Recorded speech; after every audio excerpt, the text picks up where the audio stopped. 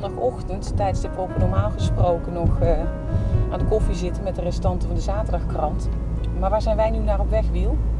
We gaan naar Spekkelse Heide, naar het jongerencentrum De Mix.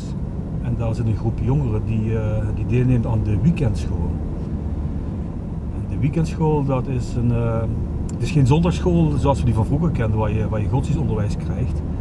Maar het is een soort cursus waar ze beroepsoriëntatie krijgen. Waar ze op weg geholpen worden om een keuze voor een later beroep te kunnen maken.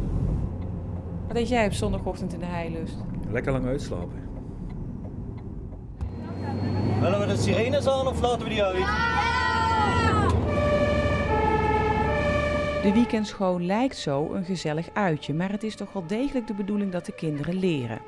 Elke excursie begint dan ook op school. Wat doen jullie hier? Ja, we gaan naar beroepen om te kijken wat je later wil worden. Weet je nog niet wat je wil worden later? Nee. Ik wel.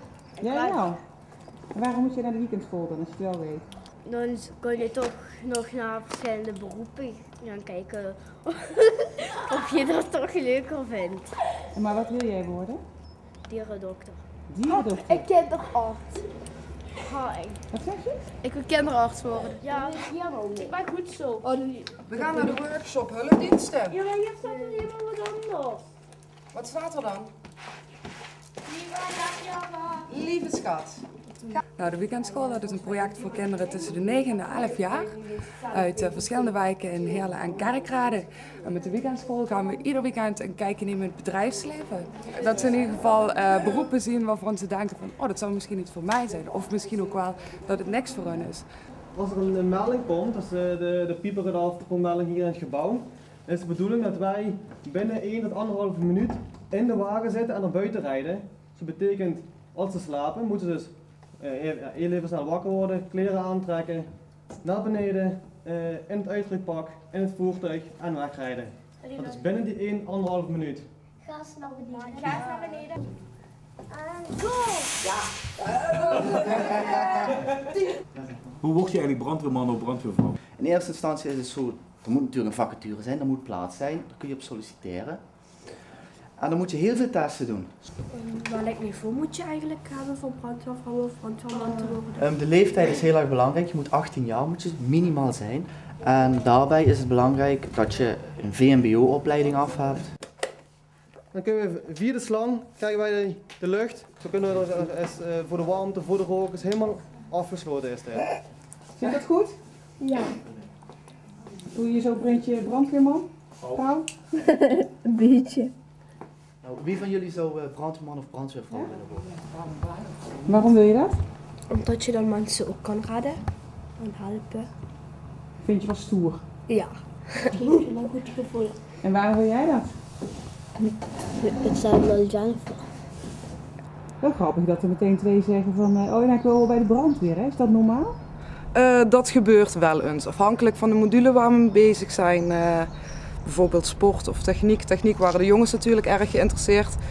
En bij de zorg waren de meisjes heel erg geïnteresseerd. Kraamzorg bijvoorbeeld. Dus, ja. Ik keek net naar daar en er staan zeg maar de schoenen en de broek er nog in. Ja, dat is heel makkelijk eigenlijk om het zo aan te trekken. Ze stappen in de schoenen, hoeven ze de broek maar omhoog te trekken en ze hebben het hele pakket aan. Hoeven ze alleen nog de jas aan halen. Maar ik denk wel dat het heel goed is dat ze vanuit een situatie, als ze uit een situatie komen, bijvoorbeeld een bijstandsgezin, dat ze toch een verbreding krijgen in wat er mogelijk is. Maar wij zien vaak dat in bijstandsgezinnen motivatie misschien iets lager is. Het is de bedoeling dat in deze bak kunnen we de slangen helemaal uitrollen. Worden gevuld met water, worden door het water heen getrokken. Krijg je veel betaald als brandweerman of vrouw? Het is genoeg, maar dat is niet het belangrijkste. Het belangrijkste is inderdaad dat we daar zijn voor mensen en dieren in nood. Vind jij van wel, hè? Ja, anders kan ik niet shoppen.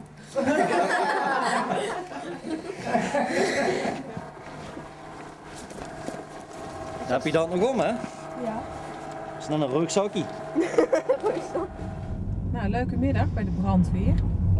Maar heb jij het idee dat dit nou echt helpt? Het kan helpen, of het veel helpt, dat weet ik niet. Maar ik weet met name niet of ze de juiste kinderen bereiken met dit project. Ik denk dat het ook kinderen zijn van ouders die zelf al nadenken over wat ze met hun kinderen willen, wat ze hun kinderen willen aanbieden. En de echte moeilijke groepen die worden maar moeilijk bereikt met dit soort projecten, vrees ik.